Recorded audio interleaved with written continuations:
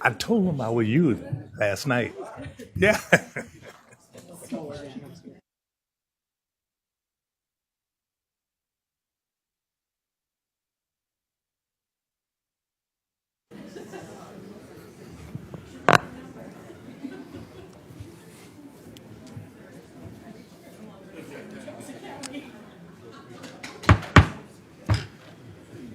Good afternoon, everyone.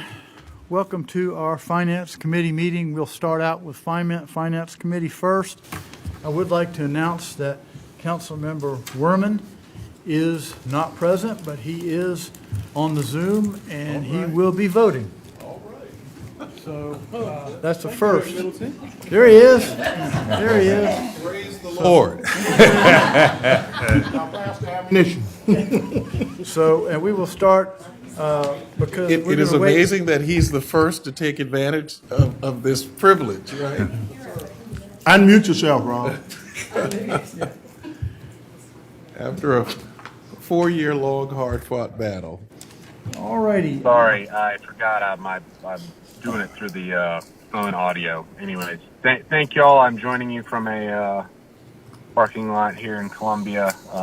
Interesting to be the first one to do this, but I certainly appreciate it. I will try to keep my comments to a minimum, though.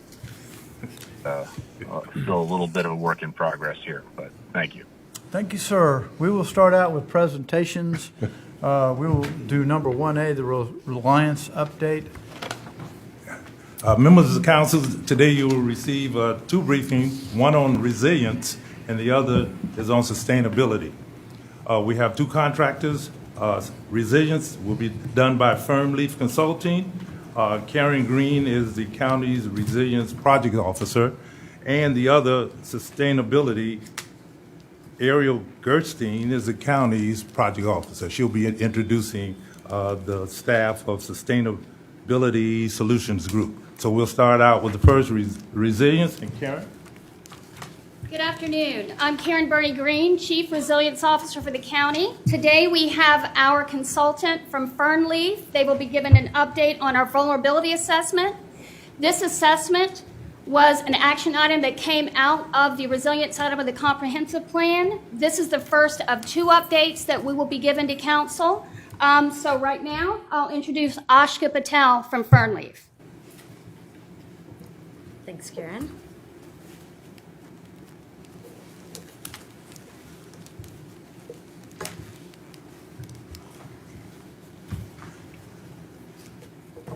Good afternoon. Thank you for the opportunity to give you a brief overview of the Charleston County Vulnerability Assessment Project. For this multi-threat project, we are employing NOAA's Steps to Resilience framework. This is a systematic, iterative approach for resilience planning and action. It really emphasizes building or planning for resilience that is built on a foundation of a good shared understanding of vulnerabilities, challenges that the counties face relate to climate threats. So this project has two main phases. We are currently conducting a comprehensive vulnerability assessment, and build on that understanding. The project will also involve identification of preliminary strategies and actions that are effective and build resilience equitably.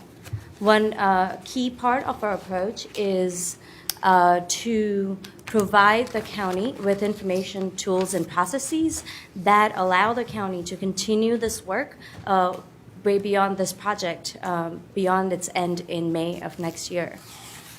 So the figure on the left here is an illustration of a kind of stepwise and sequential approach to this planning effort. And like I mentioned, the first couple of steps is where this project is focused on today. So we have, this project is supported and the contributors form a wide group of people. First, we're working with a county staff work group. We met with the work group yesterday for a workshop led by Karen here, Chief Resilience Officer. We have in this work group 12 staff members from 8 departments. So this is a group that brings in a lot of experience and expertise collectively in a number of areas. And our approach really is based on co-development with the staff work group through meetings, through hands-on workshops, so that the staff's experience and expertise is integrated into the understanding of vulnerability and as the staff develops preliminary strategies and actions. We're also guided by the Resilience and Sustainability Advisory Committee. We have an upcoming update with the committee next week. And last but not the least, we are also putting together a community leaders focus group that will, this group will involve a small group of people from underserved or historically marginalized and climate impacted communities in the Charleston County. And we are going to be working very hands-on with this group over the course of 4 months through multiple workshops and meetings. And the goal of that is to get some early feedback on the county's work, but really develop relationships and cultivate trust between the county and the community leaders so that their voices and their values are represented in the county's work on resilience.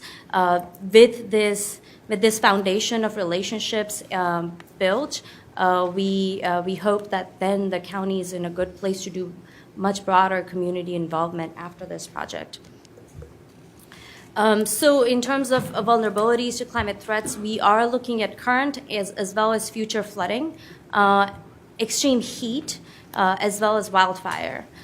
So these are the conditions that have big impacts on the county's residents and their assets and the services that the county provides to these residents. So in order to understand those impacts and the vulnerabilities, we are looking at all of county's assets, so the community assets within the county, of course, include the county's own infrastructure and assets and the services that they provide through, that you all provide through those assets, but also homes and businesses and industrial facilities that are privately owned, and historic, cultural, and natural resources, as well as working lands, agricultural and conserved lands are included in that. So this broad view of community assets really allows then the county to understand vulnerabilities from multiple different angles. The idea of the assessment is that when we think about things like flooding and wildfire, there is a sense of what is in the way of flooding, but a comprehensive approach, a systematic approach to the assessment considers differences that are illustrated in this picture with these 3 homes. As you can see in a flooding event where if this this block was flooded, these 3 homes are going to face different impacts during that event because of how they're built. So this is about this specific detail about the property. And in our assessment, we incorporate, in our property-based assessment, we incorporate details and differences like this to identify areas of the county and neighborhoods that face the worst risk. So that's where counties' limited resources can be effectively put to use. In addition to that built environment-based approach to understanding how residents are impacted, this vulnerability assessment also considers social equity. And in the resilience world, we recognize that day-to-day stressors that people face, they are exacerbated by climate change, and when those stressors are a part of everyday experiences, they lead to disproportionate impacts on some people and communities when extreme events happen. And so this includes, when we talk about social stressors, that includes affordable housing, food insecurity, legacy environmental pollution, and related stressors. As we conduct the vulnerability assessment, that's the first phase of the project that we are in. One thing that I wanted to share today is it has been fortuitous timing with some new flood data that has become available right as the project started. And this is allowing the work group to have a better understanding of true flood exposure to different types of flooding that the county sees. And we are now, as a result, in a place where better data-informed decisions are possible by leveraging this better flood information. As we sort of conduct and finish the vulnerability assessment, and the staff group as well as other stakeholders have a better understanding of what are some of the key key vulnerabilities that the county faces. With that synthesis in mind, this project will also, through this project, the county will also begin to take a whole of government approach to identifying preliminary strategies and actions that fall in this sort of different categories or different levers that the county has. And the idea is by whole of government approach, what we mean is, as the comprehensive element suggests or states, to infuse resilience and resilience thinking within existing plans, programs, operations through all the departments that are represented on the staff work group, and identifying new multi-benefit solutions that are wise investments for the county to make that result in reduced vulnerabilities or reduced challenges in a sort of multiple types of threats. The challenge or the charge here is with the data-informed view and values-informed view that the vulnerability assessment provides, is to match the actions and the strategies to the scale of the issues that the county is seeing. This work, of course, builds on existing or prior counties' efforts around resilience, and just some of them are listed here that I think you all are familiar with. And really, this sort of in this time of unprecedented federal investment in resilience from many different federal agencies, this project seeks to put county in a position to take advantage of that investment and really aligns the county also with the state focus. The state of South Carolina released earlier this year the Strategic Statewide Resilience and Risk Reduction Plan. As part of this effort, we are also aligned with state's focus on this issue as well. I think with that, I will take any questions that you have, and here's Karen Green's address and mine as well, if you'd like to reach out to us after this. Any questions? Mr. Chair, Mr. Patel, let me just take my hats off to you and Ms. Green, and certainly to the entire team. This comprehensive vulnerability assessment, along with the preliminary strategies to assess efficacy and equity, across the whole government, using that sort of approach, I think is not only prudent, wise, and smart, but it's the direction in which we should go. And so just thank you for this presentation. Definitely the thought that went into it, the planning that you all have executed over time, and then recognizing that there's an equity centeredness that needs to also acutely address, those, as you called them, stressors that are exacerbated by climate change, and looking at that focus group of individuals from the community who are definitely impacted, in building trust and bringing them along as well, particularly in some areas of our county that those individuals would never have voice, and certainly wouldn't have individuals who would champion their cause. So thank you all very much, and I'm very impressed with what I've heard tonight. Thank you for your support, Councilmember. Any further questions? Ms. Patel, I'd like to thank you as well. This is a good program. I like the fact that we know where we are, and that gives us a good firm footing to go. I did have a question about the FEMA, one of the last things we had.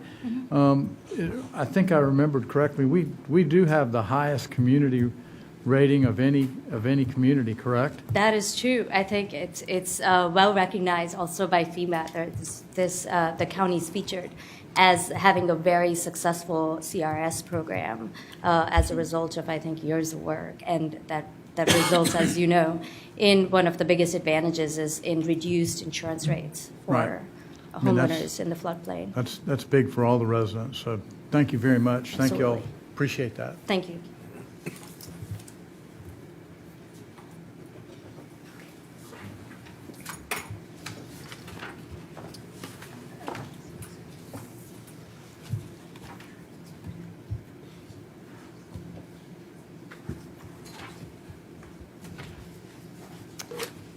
Okay, hi, I'm Ariel Gerstein, the Sustainability Manager. I am going to introduce my consultants today. Yoel Herbert, oh, you're behind me. He's the Director of the Sustainability Solutions Group, and Jared Genova is also going to be presenting. He's a Senior Planner with Civics. This is going to be an update for our Climate Action Plan, which was recommended as part of the 2021 Climate Action Resolution passed by Council. Thank you. Thank you, Ariel, and very pleased to be here tonight. I'm going to give you a brief overview of the climate action planning process. So climate action planning is a very complex endeavor that really touches on everything that the county does and everything that's happening within the community that uses energy and therefore results in emissions. And so we need to understand land use planning, engineering, infrastructure, energy utilities, its impact on health and impact on equity, the transit system and the transportation system more broadly. And then we need to look at all of that through an economic development lens. And climate action planning really is economic development because we have a system which uses a lot of energy and we're trying to figure out how to reduce emissions from that system. And that requires investments, new businesses, new business opportunities by all players within the community. So really that is a lens that we look at climate action planning through. We calculated that every year people, businesses, and the county spends about $2.2 billion on energy. So it's a major expenditure, and one of the key strategies within a climate action plan is saving energy, and so that translates into saving dollars. And so that's part of the lens that we're looking at climate action planning through. And you can see that's a big flow of dollars, mostly out of the community. So this process began in spring 2023. We started by collecting a bunch of data, looking at best practices from other jurisdictions. Then we build a model of the current conditions, and it's a fairly detailed model of how people move around, the building stock, how energy is used, where the energy comes from. We then develop pathways to reduce energy and to decarbonize the energy system. And that's done in conjunction with a community engagement process that you see below. That all feeds into a draft plan. We then look at considerations around finances, its financial impact, co-benefits, so other pollutants that are reduced, job creation and other benefits that might result that aren't directly around greenhouse gas emissions reduction, as well as equity considerations, which all feeds into a final plan and presentation. So right now we've developed pathways, and I'll show you one in a sec, and we're translating that into a draft plan. So all of that, so the technical work of building the model is supported by an extensive engagement process, which has included 2 public meetings, 1 still to come, a number of events, 15 in total, and 5 more planned, articles and publications, and then a questionnaire which has been distributed, and actually over 300 people have responded to that now. So in addition to that broader community outreach, there's also more targeted engagement, including by a Resilience and Sustainability Advisory Committee, which was appointed by Council, as well as a staff expert climate advisory team, and both of those groups have helped shape the pathway, which I will show you in a second. And this is what that pathway looks like.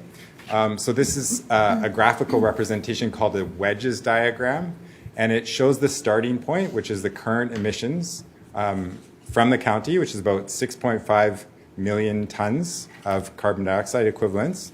Along the bottom axis, you'll see years. So we're starting in 2020, going out to 2050. The top line is a reference scenario. So we build that to see what would happen if no additional actions are taken. There are some actions like federal and state programs and policies that do reduce emissions before it starts to climb again. And then we look at all the different actions that can be taken. And there's a whole host of them, and we model each of those in this spatial model of the county. And then you get the low carbon pathway. And it doesn't quite go to zero emissions, but a net zero target implies that it doesn't have to, because additional things or actions can be taken to hit net zero. And then, of course, you have the remaining emissions under the low carbon pathway. And so this is what the pathway that we've developed for the county looks like. It's not prescriptive, but it shows what would happen if certain actions and policies are taken, and you can measure over time how that progresses and adjust accordingly. It includes annual emissions projections and a target to 2035 and so on. So there's a lot of detail there that can be used to track progress.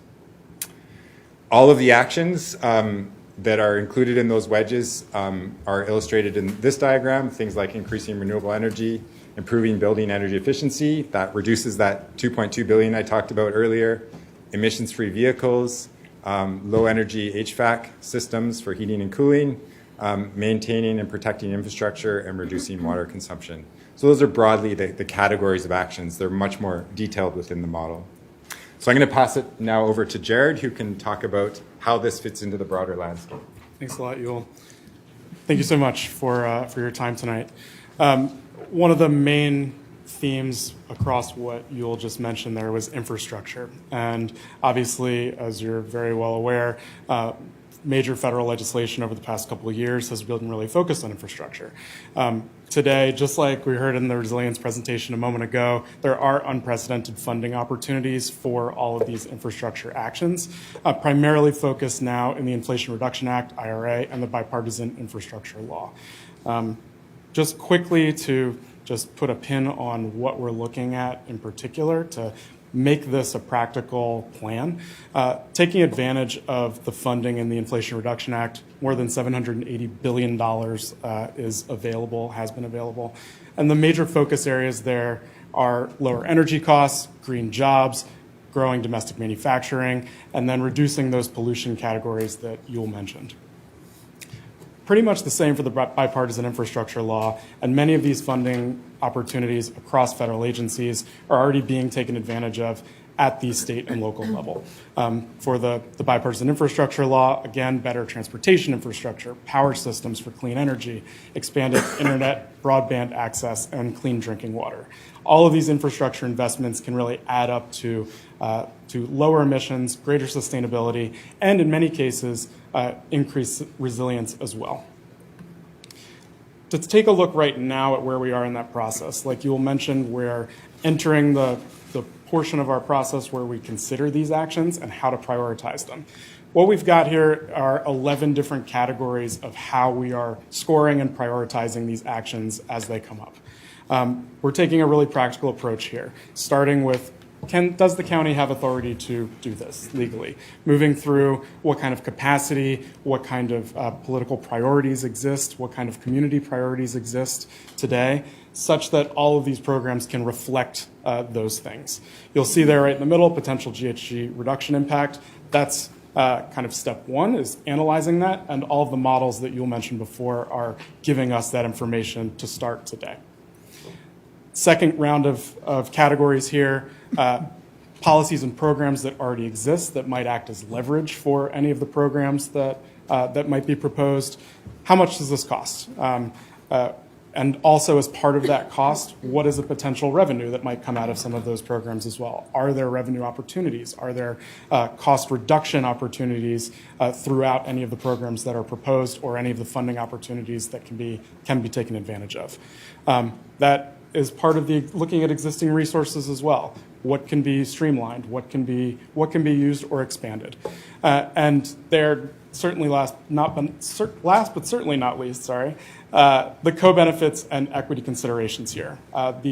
The Resilience and Sustainability Advisory Committee, the Staff Expert Advisory Committee as well, has made it very clear that equity priorities need to be considered here. So we're making sure that each one of these potential actions has an equity screen. We understand what those co-benefits are and how they intersect with the policy priorities that are already on the table today. This is one example of how we are going to score some of these.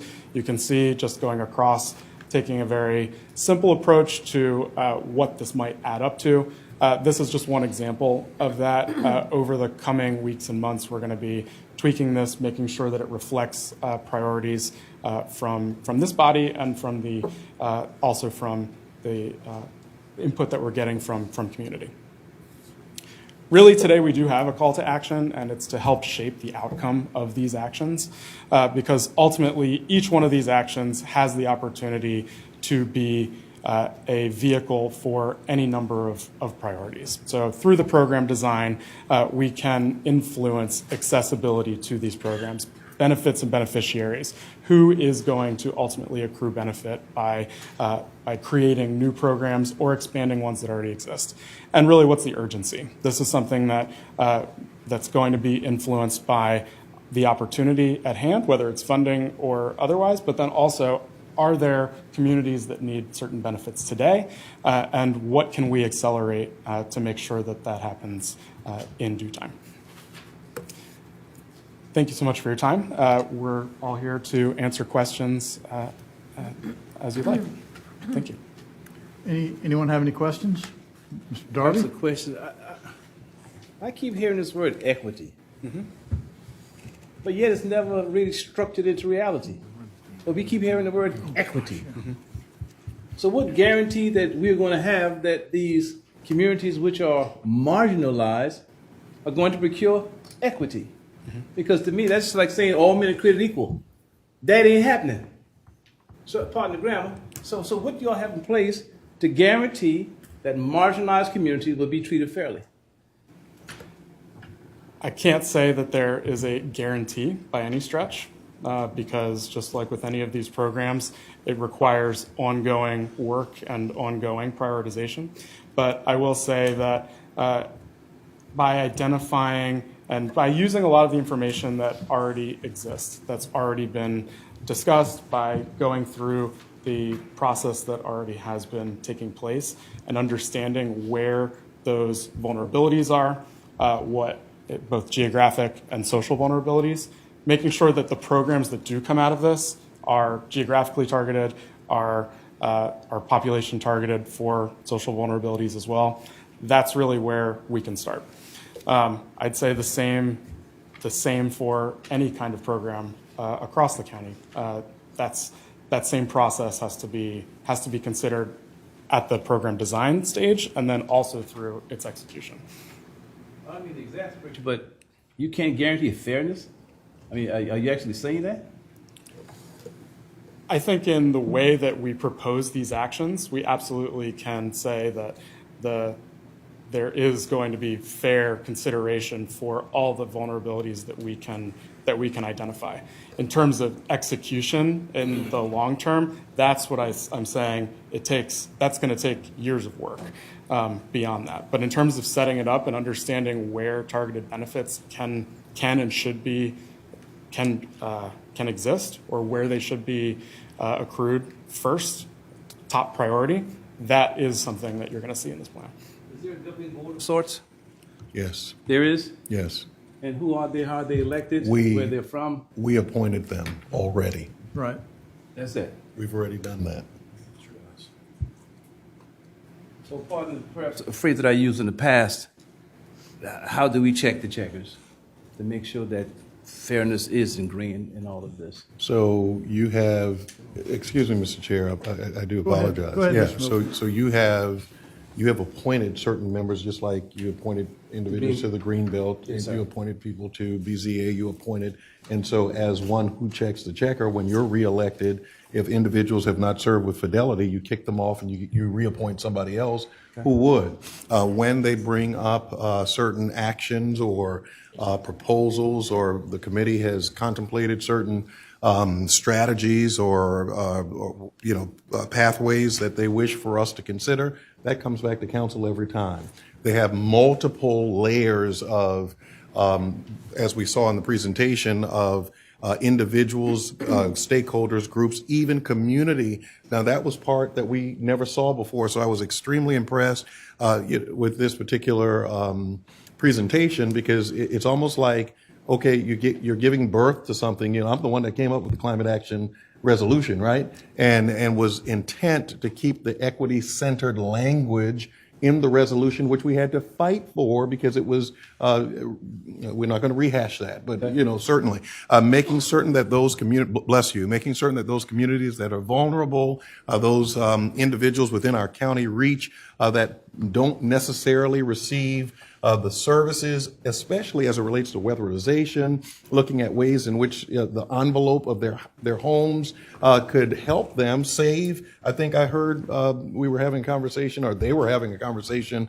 Councilman Pryor and Moody, and I was just eavesdropping and listening, and they were talking about their electric bills and Dominion and that sort of thing, and leaving lights on or off, and there are some individuals who cannot afford they're heating their homes on the inside, and the heat is escaping, based on the envelope issues that they may have because their homes are old, and we have other programs that may address that. But certainly, when it comes to their ability to pay their light bills, their light bills are enormous or exacerbated because they have these issues within their home that they cannot really address on their own. So these become opportunities to at least make certain that the equity is embedded so that when the county levies programs like the programs that you yourself propose to set aside $10 million so that people can fix up their homes or make certain that they don't have to move out their homes. So these things leveraged together begin to, for the county standpoint, leverage the equity, because those funds are not being used by individuals necessarily only who are going to then flip those homes or short-term rent those homes or whatever the case is. These are people who live in those homes, that's their primary residence. They will never leave, and they just could not afford to bring it up to standard. I really like the fact that you said climate action planning is economic development. And I looked over there at Mr. Dykes. We have a whole apparatus built around economic development for this county, bringing in people like Volvo, Mercedes, well, not Volvo, but Boeing, and I'm in Berkeley and Charleston County, so I have to code switch and remember where I am when I'm talking about some of these things. But when talking about Boeing, the big companies, climate action planning equals dollars. Saving energy saves money. $2.2 billion per year on energy. That's 526 right there. Just based on what we emit in energy emission. And bringing that down, certainly, my hope would be net zero, but they were just talking about bringing it down to a low carbon pathway, which then, I can live with that because I can see that on the trajectory. So I think that based on the presentation today, it provides us with hope. And that last couple of bullets, 10 and 11, looking at the equity quotient, I think we should be very proud that that is embedded in all of this, because if not, our vulnerable communities sometimes would not receive the preference and priority that they deserve. Thank you all very much. I could say more, but I am so impressed. Certainly, why would a person like me be so interested in resiliency and sustainability? I just am. And I think that by virtue of from 2021 all the way up until now, it's taken a long time to get here, but I can see where we're going. And thank you very much. Thank you, Mr. Middleton. Mr. Boykin? I wasn't yet finished, sir. Oh, I'm sorry. Thank you, sir. I'm sorry, Mr. Reverend Middleton, Yes. well articulated, sir. However, it is time to put thin words into thick action, because too often marginalized communities don't get what you just articulated. And if that were the case, some of these communities would not be in the condition that they're in today, had, if I may. Yes, sir. Had everything been done as it ought to have been. So I'm saying if he's going to use the word equity, I need to see proof in the pudding. So again, Councilman, we don't currently have a plan. This is a plan, and this plan embeds that. Right now, the county freewheelingly just does whatever, and people are left, not whatever. I'm not blaming or casting aspersion, but by virtue of by being such a wide net, people are left behind, and people have historically been left behind. This embeds that in this plan. Anything that we have a plan that we can measure, monitor, and like you said, check the checker, this enables us that ability. Otherwise, we are then having to create or just like you've told me on multiple occasions that even when you and Mr. Pryor first came, that you had to fight for the average worker to receive equity in pay based on some individuals who were being paid below $7 or whatever per hour. So if there's a plan for that, and we've called for salary studies, we've called for other equitable ways to make certain that people are starting at a certain base. So all of those things presuppose an embedded plan, a policy, something that can be scrutinized, reviewed, revised, and something that is concretized that we can go back to, not a custom or just a general practice based on nothing that's written. This is a plan that embeds that, and we can go back and see. And based on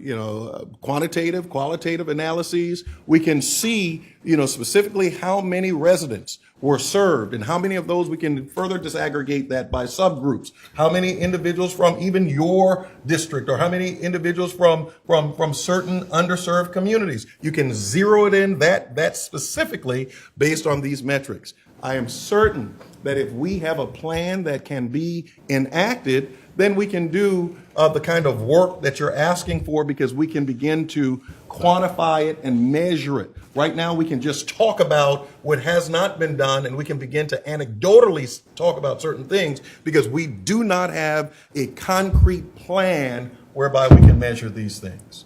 This gives us that ability. Can I just add a couple of comments just to answer your question? I totally agree that the equity is a really important piece.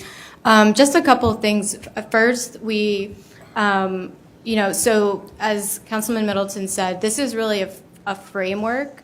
We're planning to bring a draft plan to present to you probably in the February timeframe. So at that point, you'll be able to see a more detailed list of actions and projects that we are going to put in this framework.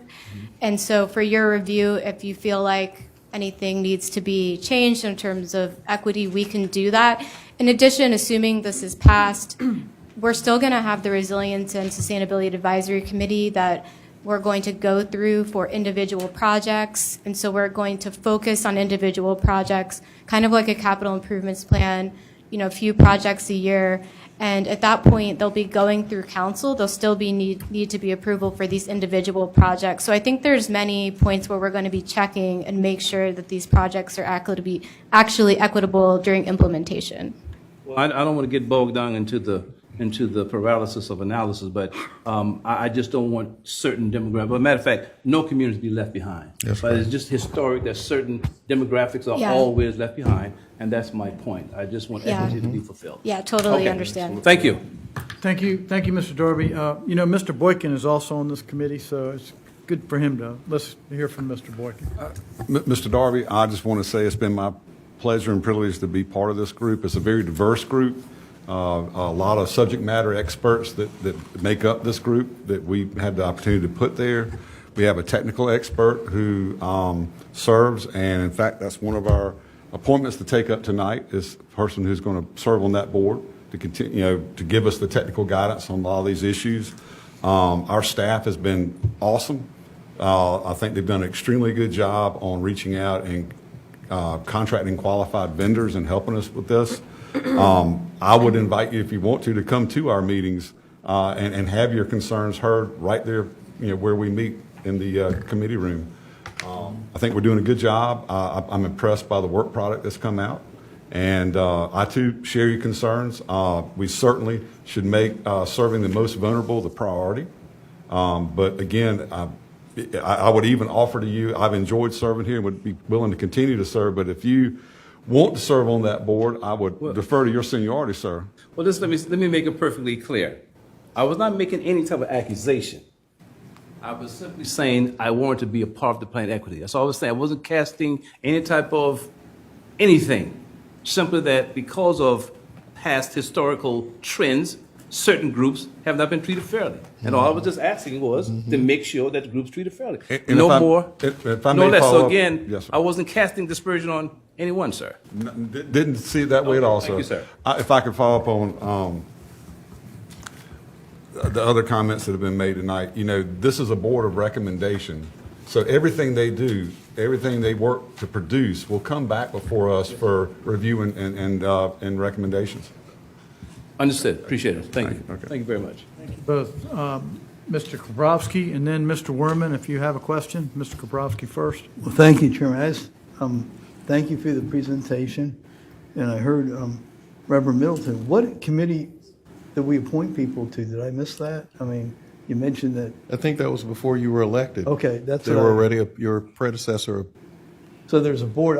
I didn't remember appointing anybody that are coming up since I've been here. So those members, did they come up every 2 years? Well, we or- appointed the committee. We authorized the committee itself, and we categorically said it must be comprised of these kind of people. Those were, the board had the appointment power, and whoever is on there are those permanent appointments? or The appointments are staggered, so every year there's certain people that would come off the board and new people that would come on Those would be appointed by the board as a whole, by council, yes. okay. I saw that in the expert, right. Thank you, I just didn't recall it because the time Thank you. before I was here, so Yes, thank sir. you. Sure, and I'm happy, I can send you a link to, we have a list of members and who they represent, if that's helpful. I missed something. No. Thank you, It was you. before you came. Yes, sir. thank you. Werman, do you have any questions? Mr. Werman, do you have any questions?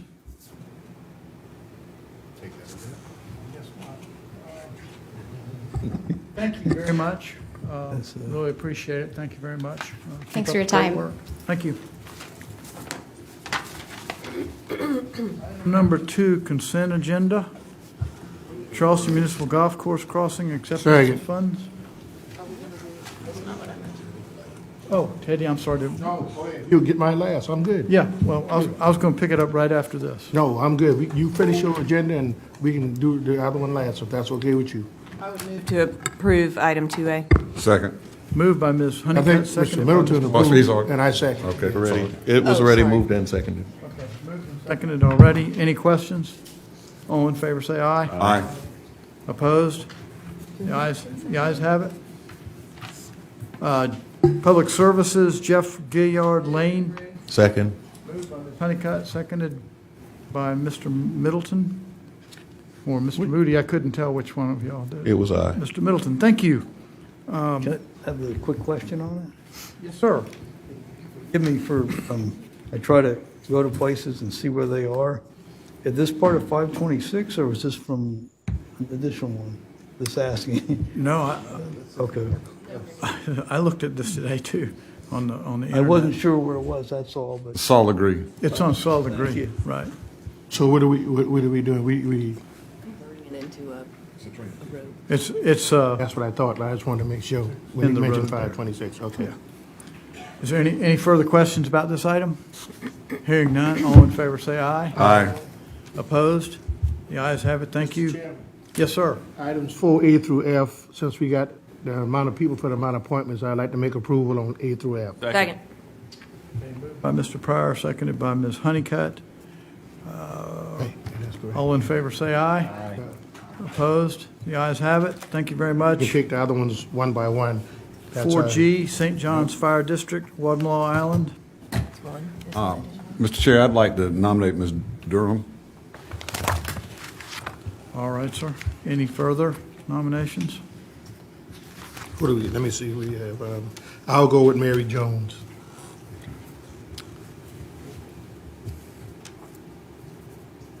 She's incumbent, right? Yeah. Let me see. That's 4G. Yeah, I'd St. like to John's Fire District. Move for, Any further nominations? we close the nominations. All right, moved. Is that, do I hear a second? He'll get to that in a minute.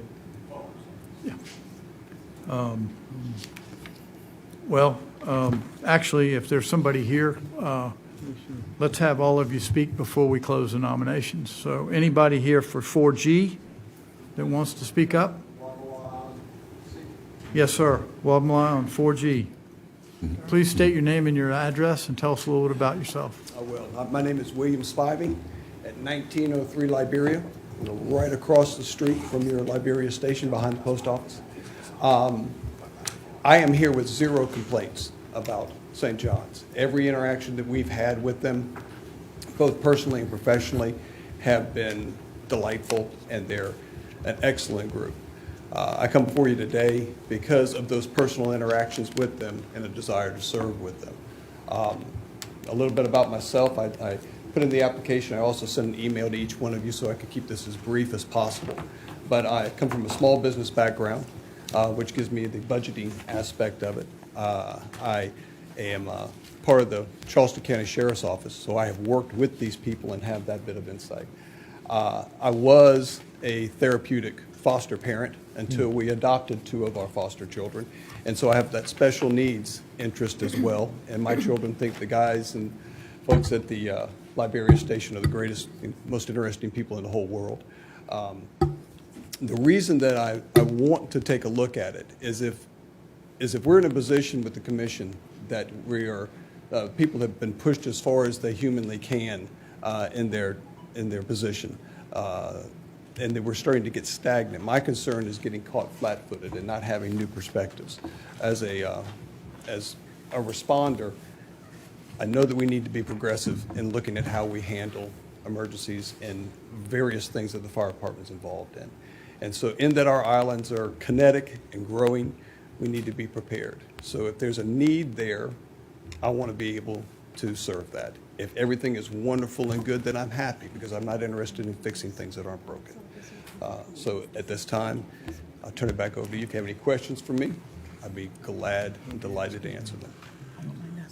Sir, I do have one question. Are you a sworn police officer? At the Charleston County Sheriff's Office, I am. And you're a sworn officer? I am indeed. Okay, then I'm sorry to let you know that you're not eligible to be seated on this board. It would be dual office holding. So, it has been delightful to be here. Well, I do want to express. I apologize that we did not catch that on your application when it and you came were so through. helpful in all that you do. I do want to express again that we've had interactions, like I said, both professionally and personally, and through my wife's illness, and they were absolutely wonderful, and would have enjoyed much being a part of it. But thank you all for your support of them and all that they do. Thank you for your application. Thank you, sir, for your willingness. Indeed, appreciate it. Thank you. Is there anyone else here to discuss St. John's Fire District, Guatemala Island seat? Hearing none, we have the nominations for that one again are? They are Ms. Durham and Mary Jones. Mary Jones. Mary Jones, okay. All right, and do I hear the nominations be closed? Wasn't there a fourth one? Second. Moved and seconded, nominations be closed. Madam Clerk? Yes, sir. I'll call the roll, and everyone can vote for one person, either Ms. Durham or Ms. Jones. Ms. Jones, yes. Mr. Boykin, Ms. Durham? Mr. Darby, Jones? Mrs. Honeycutt, Mr. Kabrowski, Durham. Mr. Middleton, Jones. Mr. Moody, Durham. Mr. Pryor, Jones. Mr. Werman. He needs to unmute. Can we unmute him? I think he was driving and maybe having Oh, he some was in the trouble parking lot. going back and forth between. Now, when I am virtual, I am stationary in one place. There he is. Stationary in one place, y'all. Camera on the whole time, zeroed in on the entire conversation. Can you hear me? We can hear you now. Okay, yeah. I said Jones. I am stationary in one place. I'm just having to switch. Wonderful, Councilman. Okay, I got you for Miss Jones. Mr. Sass? Jones, thank you. Okay, so the nominee is Miss Jones. Next one, St. John's Fire District, Johns Island seat, 2 appointments. Is there anyone here to speak for that? Please come forward, sir. State your name and your address, and tell us a little bit about yourself.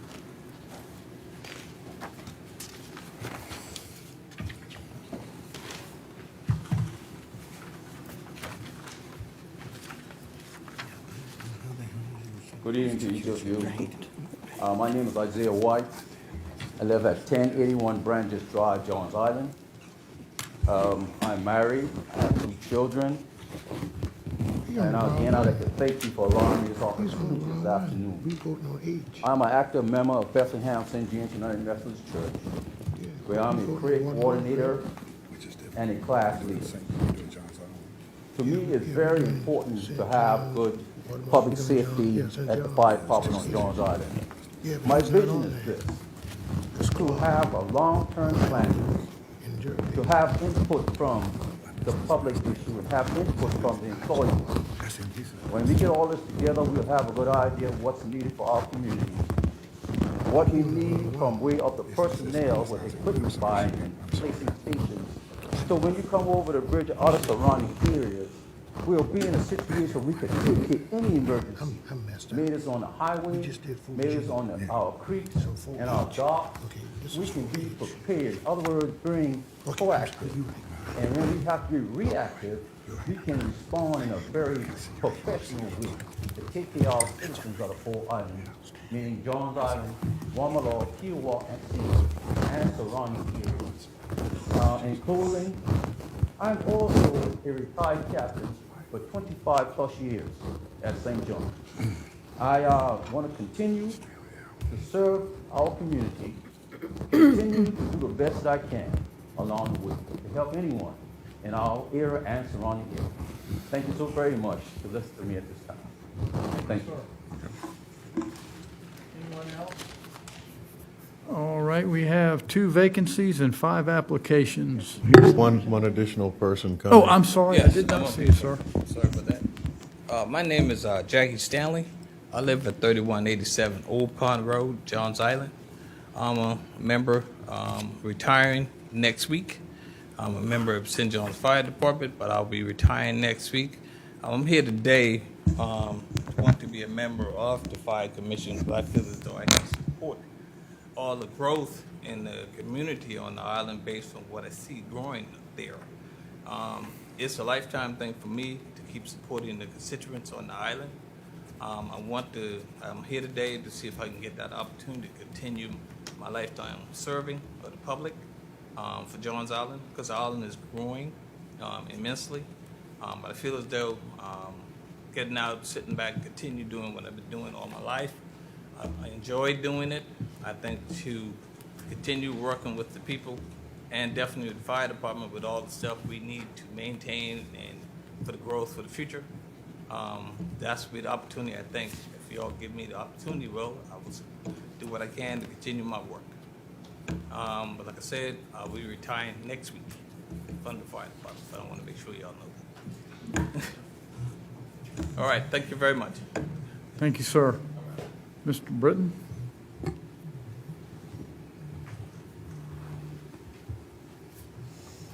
How y'all doing? Eric Britton. Our address is 563 Main Road, but it's actually up for sale. But my wife and I also own 1044 and 1046 Summerall Road, which we're relocating to there. I've been on the commission for many years. When I first got on the commission, it was very stagnant. They did not want to grow. And I kept trying to tell them, we have to grow for the future. They waited, now the future's there, and now we're trying to play catch up. You know, we're catching up, building larger stations, larger equipment. I've tried to serve all 4 islands, not just Johns Island. I go to the islands, I visit, I see what's going on, see what developments are going on. As far as education, I finished Clemson University. I own 2 small businesses on the island, and I also have served as a volunteer firefighter for St. John's Fire Department many, many years ago. We won't say exactly how many. I've served as a volunteer for Charleston County Rescue and been Deputy Chief of Charleston County Rescue. I've also worked full-time for James Island Fire Department, rose to the rank of Captain/Battalion Chief. Like I say, I've served many years. I enjoy serving the community. I enjoy serving all of the community. And I would appreciate y'all's support. Thank you very much. Thank you, sir. All right, anyone further? None. So we have 2 vacancies and 5 applicants. Do I hear some nominations? Mr. Chair, I would nominate Mr. White and Mr. Stanley. All right, sir.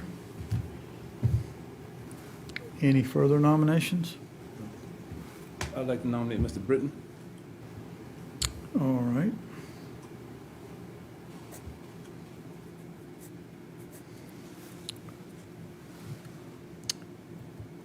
Do I hear any, the nominations be closed? Or So moved. so moved, thank you. All right. So we have Britton, Stanley, and White. Madam Clerk? So I'll call your name and you can vote for 2 of, sorry. I'll call your name and you can vote for 2 of the nominees. Mr. Boykin, White and Stanley. Mr. Darby, White, Britton. Mrs. Honeycutt, White and Stanley. Mr. Kabrowski, Britton and Stanley? Mr. Middleton, White. Stanley. Mr. Moody, Mr. White, Mr. Stanley. Mr. Pryor, Mr. White and Mrs. Stanley. Mr. Werman, Mr. White and Mr. Stanley. Mr. Sass. Mr. White and Mr. Stanley. Okay, the 2 nominees are White and Stanley. Thank you. Congratulations. Next one, 4I, Resilience and... Mr. Chairman. Yes, sir. That's for H, H, yeah, I. Okay, let me go to H, I. Let me go to I here now. Let me make sure I got the right, so these things are. I would like to go with Stuart Weinberg. All right, sir. Any further nominations? Mr. Moody? Clark. Okay.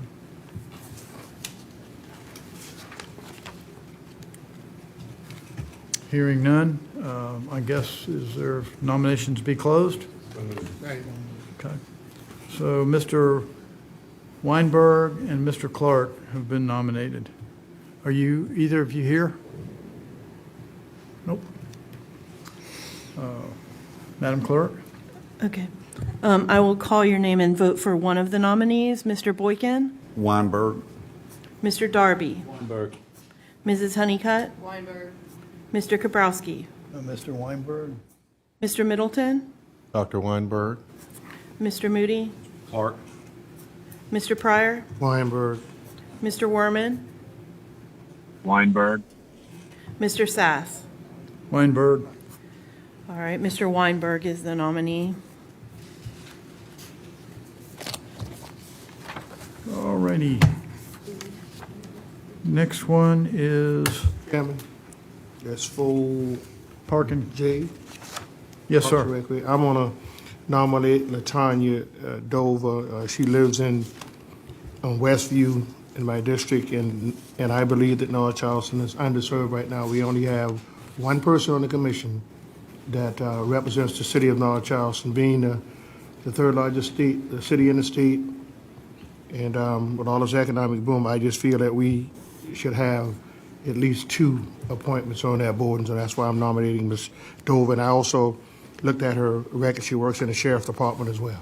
Mr. Chairman, Yes, sir. similarly, for the same reason, I would like to nominate Ms. Leslie Scarden, very fine resident of my district in West Ashley, and certainly would like to nominate her. Ms. Scarden, you are here. Is Ms. Dover here? Okay, Ms. Scarden, would you come forward and introduce yourself? Yes, good evening, members of council. Great to see many of you. My name is Leslie Scarden. I live at 1067 Fort Johnson Road. I'll keep it brief, but just 3 quick things. I'd like to talk about why I'm excited about this appointment, why I'm qualified, and what I would bring. I'll start with a brief story. When I first moved to James Island, my husband and I went to the county park probably once a week to walk or run, and We then adopted our rescue pup, and we went every day to let him run. And now we have twin toddlers, and I can tell you, we make our way across the county parks to explore all the playgrounds. So I put my application forward this evening because we love the park system. We are deeply invested in the park system and believe in everything that it can do. I believe I'm qualified because I bring a dozen years of business experience. I work with businesses, nonprofits, and government to help them define their objectives and then execute the strategies to meet them. So I bring that business mindset, but I'm also deeply involved in our community. I've started a civil rights education program. I work with the Chamber of Commerce on the Regional Policy Committee. I serve on the State League of Women Voters in their National Issues Director position, and I also do work with the International African American Museum. So I deeply understand our community, and I'm deeply invested in its success. Finally, what I can bring in preparation for tonight, I reached out to every current commissioner, and I'm glad to say that I have the support of the chairman, Eduardo Curry. I also have the support of Michelle Brandt, Colin Bruner, and Matisse Leckie, and they were very supportive. And also in preparation for tonight, I reached out to the executive director of the parks, Kevin Bowie, and we talked about what makes a good commissioner and how can I best serve. And he said, show up and do your homework, which I can do, and make sure that everything that we talk about and do keeps the parks mission in mind, front and center, which is to improve the quality of life for all. And I would intend to do that as a commissioner, and I kindly ask for your vote and your support. Thank you. Thank you. Madam Clerk? Okay. I will call the roll, and you can vote for one of the nominees. Mr. Boykin? Ms. Scarden? Mr. Darby? I will reserve till Tuesday. Whoever wins tonight automatically is, yes, your vote won't make a difference on Tuesday. I'll go with Scarden. Garden, okay. Mrs. Honeycutt? Garden. Mr. Kabrowski? Ms. Dover? Mr. Middleton? Scarden. Mr. Moody? Scarden. Mr. Pryor? Over. Mr. Werman? Garden. Mr. Sass? Scarden. Ms. Scarden is the nominee. Congratulations. Congratulations. Yes. Next item, Finance. 5A, Board of Assessment Appeals Ordinance Amendments Request to Approve. Move to approve. second. Moved by Mr. Middleton, seconded by Mr. Moody. Is there any discussion? Hearing none, all in favor say aye. Aye. Aye. Opposed? Aye. The ayes have it. Thank you, Mr. Werman. We heard you. Next, item 5B, Financial Incentives for Ingevity Corporation. Mr. Chairman, Yes, sir. I got a question for Mr. Dykes. So Ingevity, aren't they a part of Midwest Vaco? I know they own Midwest Vaco and they spread off. Right. So, I mean, Midwest Vaco is no longer in business. So my question is, why would we incentivize these folks and Midwest Vaco is no longer here? And what are we doing for the clawbacks on Midwest Vaco? Yeah. Thank you, Mr. Dykes. Members of council, good to be here tonight. And Councilman Pryor, the answer to that is really that Ingevity spun off and has been its own company for quite a few years now. And they're, as you know, involved in chemical making as opposed to the craft paper plant. So even though the paper mill closed, these folks still exist and they're still in business. So what I've got in front of you tonight, this first item, is to lengthen the fee in lieu agreement that we already have in place with Ingevity because they anticipate additional investment at their R&D center, which is over on Virginia Avenue. But they've got a fee in lieu where the investment window, the 5-year investment window, sunsets at the end of this year. And they're eager to extend that and have 5 more years so that they'll have the flexibility and the latitude to do those additional investments there. So what are we, I mean, what are we getting for the next 5 years and what are we giving up? And so you're saying that they're on Virginia Avenue. So are they working out of the old Midwest Vaco property? No, sir, it's the more high-tech looking building, the office Yeah, building. I know the building, but you said they're involved in chemical. Do they make the chemical here, or they make it somewhere else? Yes, sir, they make it here. Actually, the answer is they make it here and elsewhere. So where's that plant at that they make it here? The one that they make it here is on the Meade West Vaco property, or the West Rock property. And that remains open. I'm just, I'm kind of, I always support whatever economic development, but I'm just a little leery because, West Rock, Meade West Vaco went on, and I don't know if we've been busy trying to, hold them to their financial incentives, but they're still open in other states. And I just feel like they're still connected with Ingevity. And so that's my reservation on this. That's why I asked the question. But if you say they're not connected to Meade West Vaco, and I'm going to take your word for it. Yes, sir, that is the case. Mr. Dykes, don't they have a good-sized group of employees here as well? Yes, sir, they do have about 550 employees. And, the thought with this is that they've faced some challenges as they've gone through this paper mill departure. And they're attempting to shore up things and be strong out there on the site going forward. So I believe this measure is a way that we can, put some wind at their back and help with that adjustment. Mr. Chair, I trusted you in the past, I'm going to trust you in the future. So you answered my question. Any further questions, Mr. Gabrowski? Thank you for all your hard and excellent work. What kind of chemicals do they make, and what is the discharge of those chemicals, and what are the costs to the county and the environmental impact of the chemicals? They historically have made chemicals that are used in several different sectors, including aerospace. They make a breakthrough green energy or green product that is an elastic compound for paving, which actually enables people to pave and have roads remain cooler and be more friendly to the environment. So that's one of the marquee products that they make.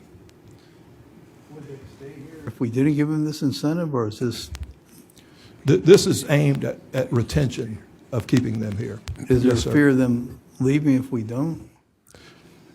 I have to assess the situations as I see them, and I think that it's in our best interest to extend this and give them all the breathing room they need to make future investment.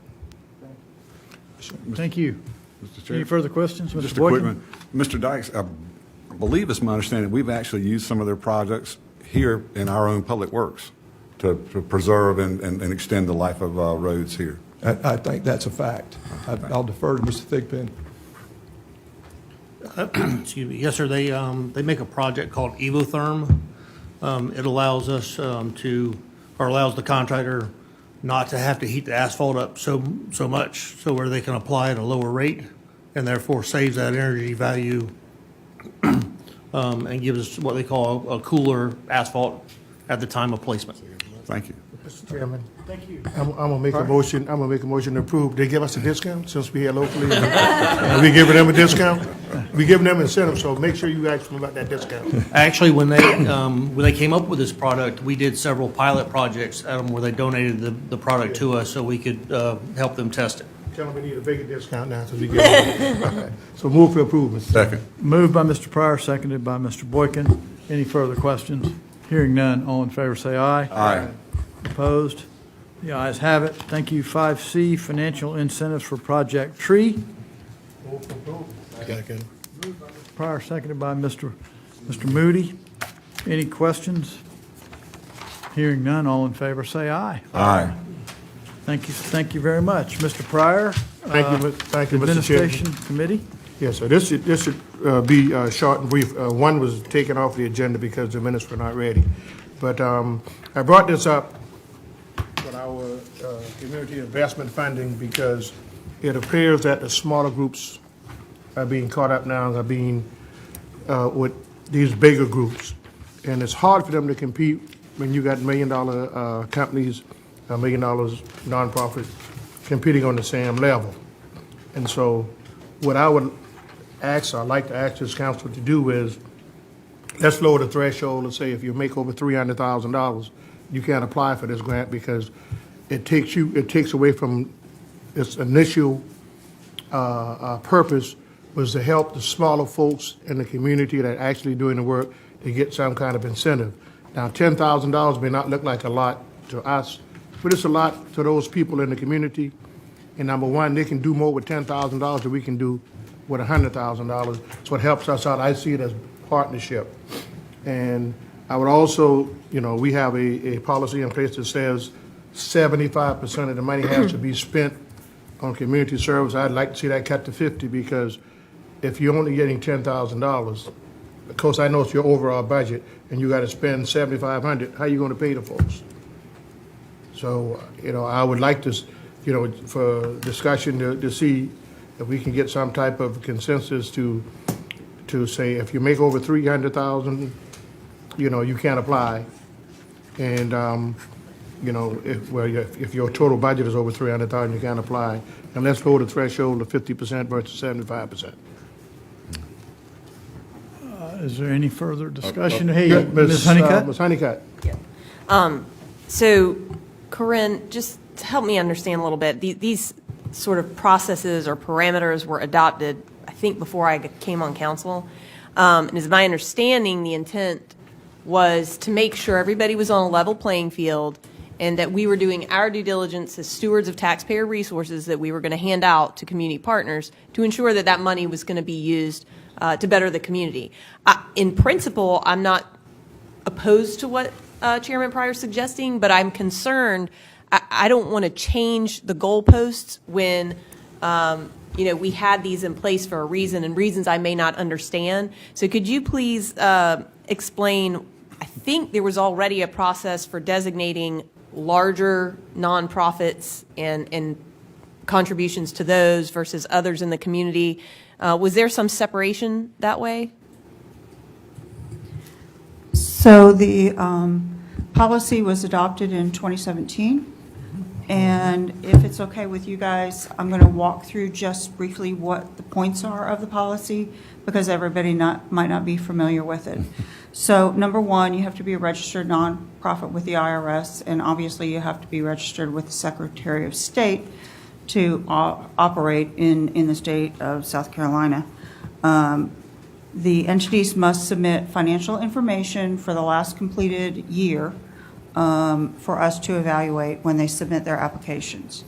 As Councilmember Pryor stated, right now the requirement is that they spend 75% of their expenditures go to program expenses.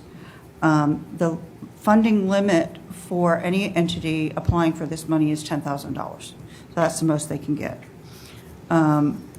Total funding available for this in recent years has been about $300,000.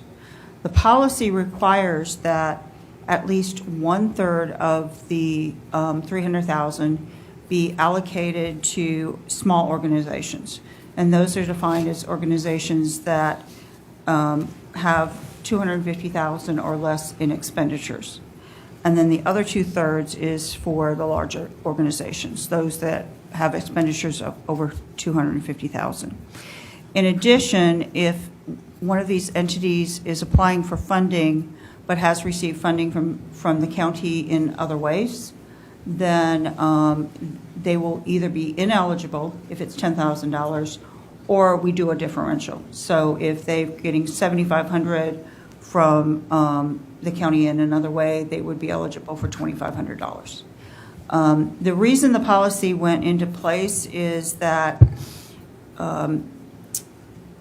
at the point in time that this happened, there were a lot of requests for donations that were coming in throughout the fiscal year, not at budget time, but just all throughout. And so the intention was to set a clear set of policies that also designated when applications would be taken and when applications would be reviewed. And to follow up on that, when an entity has to submit its financials, what are you asking for? Do these have to meet some generally accepted accounting principles? I mean, some of these organizations are simply small, and they don't have those resources. That's correct. So the financials that are required depend on the revenues of the organization. If it's over $1 million, they have to submit a set of financial statements. For a lower amount of monies, we take a look at their 990 reports that are required for the IRS. And the last question I'll ask on that front is, do we have the ability to assist those organizations that don't necessarily, and again, I don't know who's submitting 990s and whatnot or what they show, but where they are not putting in their accounting mechanisms certain things that would allow them to reach the thresholds within our current structure. For instance, in-kind donations that they're using to redistribute to the community. A lot of these say distribute food that's donated. Can we help them with that kind of thing?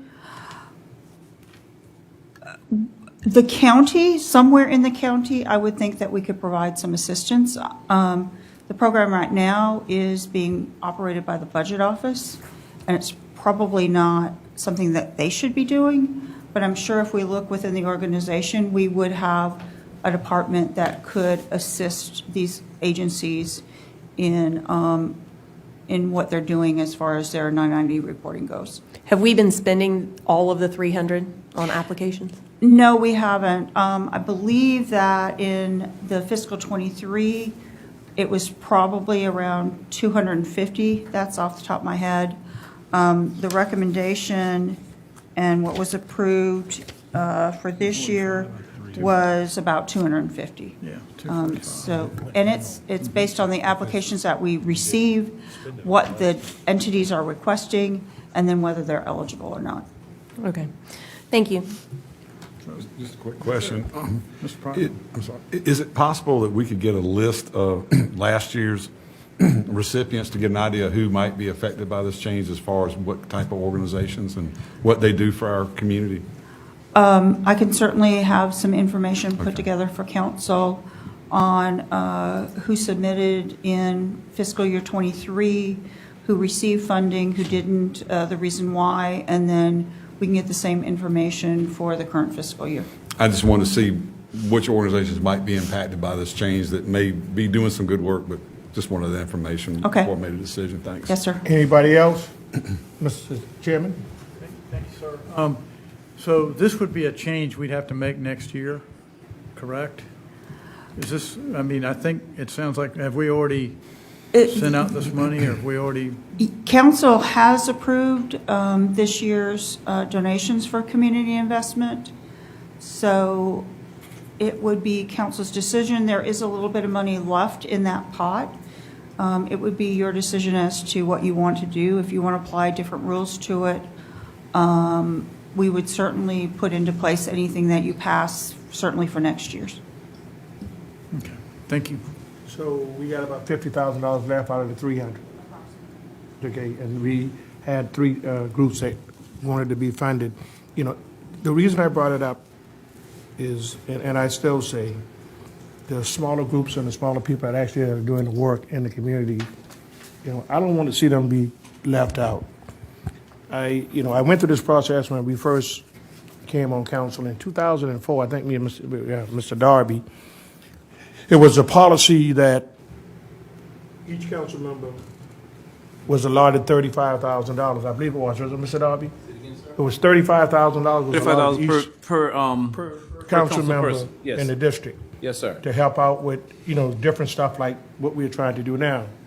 Well, with the post inquiry and some other people said, oh, well, they're taking the money and they're using it for their own personal charities and they, and all this, council decided, well, let's just change the policy. And they were doing it since council, I guess, been in existence. But the smaller groups that we represent in our district, we're getting funding now. Jenkins Orphanage and other folks like that were getting funding. And I just believe the post inquiry put so much pressure on some council members, they changed the policy. And that's where we're at right now with some reason. They just eliminated it altogether. And so when Mr. Darby talked about equity and fairness, that's all we're asking for. And I don't want anybody to think that this money is being given out to friends, or this money is being given out for some financial gain, because that's not the purpose. The purpose of it is to help the people in the community that needs it. Now, the Community Resource Center, which we help and, you know, and put them in the building, didn't receive funding this year because they said they only spent 57, I think, % of they budget on community service. But if you look at what these folks did, you know, during the pandemic, they stayed open. And they're still giving out food and hygiene products and helping throughout the entire county, but they couldn't receive $10,000.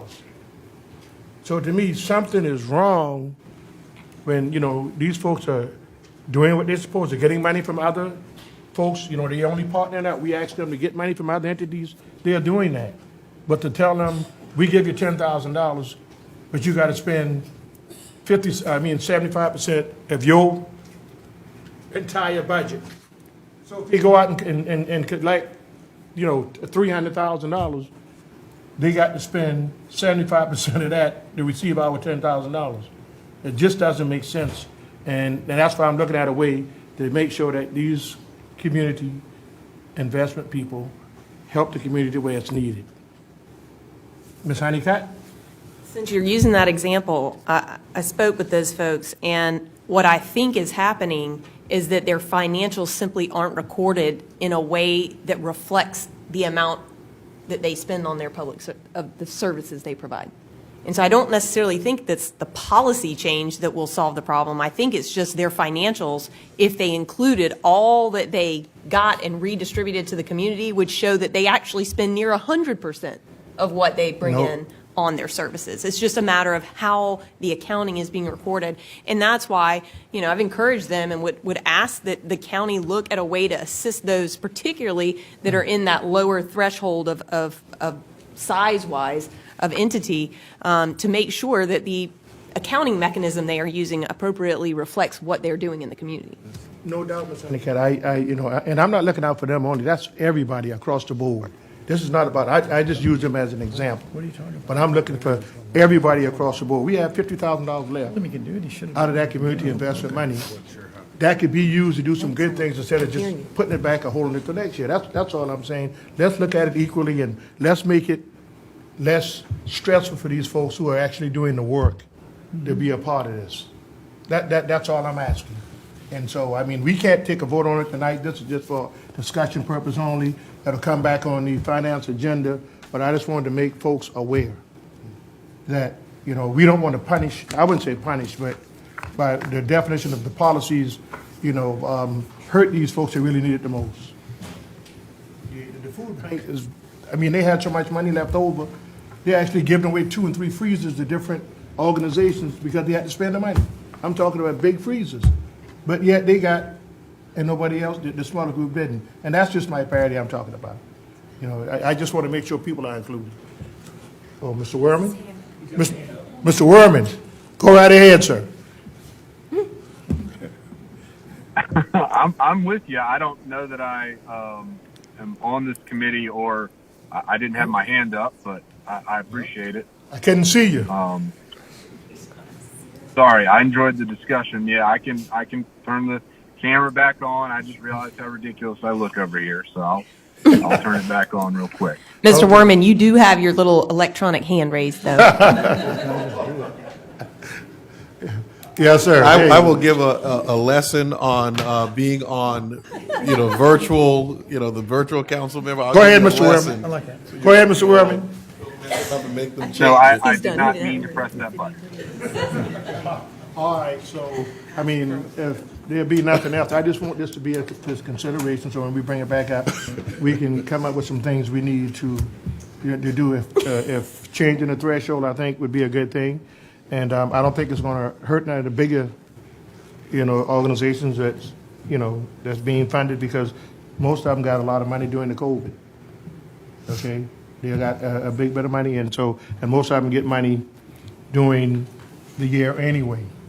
And, you know, I don't know what our restrictions are, like people like the chamber, you know, we give them, they'll go in there $700,000 a year. Do we have these same restrictions on the bigger group like the chamber, that they got to spend 75% of their funds on community services? You know, that's what I would like to know too. Ms. Altenheim. I know it's a contract, but we do contracts with everybody, so I'd like to know what is the ratio and how do we, and they're embedded in the budget. They don't have to compete. They're embedded in the budget every year. But these folks that are doing the work, you got to go through the strenuous process. So I would like to know when you come back, what are the policies for the bigger groups, like the chamber that's embedded in the budget? Do they have to spend 75% of their funds on certain things, which I doubt? Raise this just for fairness, because we have other groups that we've embedded in the budget as well, and so I would bring those back too. Any group, that's right. Any group that you have that's already embedded in the budget, I'd like to know who they are and then what type of policy restrictions do we have on them, versus these smaller groups. We had some that we discovered that we were, allocating funds that, were not even viably or credibly in existence in accord with the IRS or Secretary of State, and certainly they had to go and fix it and get it right, but that, I don't think any of them is in the budget this year, this past budget, because, what you call that, Turn 90, and then the other one with the other group, Mad USA, they're not in the budget. They were stricken from the budget. Yes, sir. So they were stricken? They were stricken from this year's budget. They were. Yep. Reverend Moody?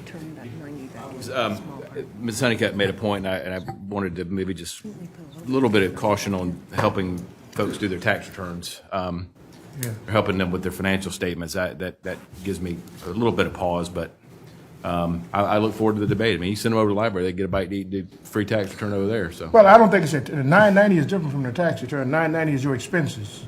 It's a tax return. It's a tax return for a I know nonprofit. it's a tax return, Yeah. but I mean, it's what you put in expenses, and and like Ms. Honeycutt said, they could have been doing work, renting trucks. Yeah, I think we're all big fans of theirs. I think, And not only them, but anybody, that needs to be that, because there's a lot of good groups that's doing work that probably didn't make the cut, and so we need to see all the name of the groups. All right, Mr. Chairman, if nothing else comes, that concludes my committee. Thank you, Mr. Chairman. I do have one other item. Yes, sir. Related to finance. One of our boards and commissions that we voted on, I would like to revote 4G. I think I voted, I don't think I voted properly on 4G or how I wanted to vote on 4G. St. John's Fire District. Wadmalaw? Yes. I think there's one appointment for that one, and There's two appointments. One appointment. Oh, one appointment, Yes, oh, for okay. Wadmalaw. there were 3 or 4 people. Yes. I'm not sure how many people. Okay, what was the vote on that, Ms. Salisbury? Excuse me. The vote on that was 4 in favor of Durham and 5 in favor of Jones. No, that's not it. That's a different. That's right. And Mr. Sass voted for Jones on that one. So he wants to change his vote? Yes. All right, well, that's fine, he had a right to do it as long as it's duly recorded. So who you So going- that changes the nominee. The nominee is now Durham with 5 votes and Jones 4. Very much. Thank y'all. Great council meeting. Thank y'all. Nebraska? Oh, I thought you were. I told them to do it. I don't know why you wouldn't do it. Ms. Durham lives down Boy Scout Road.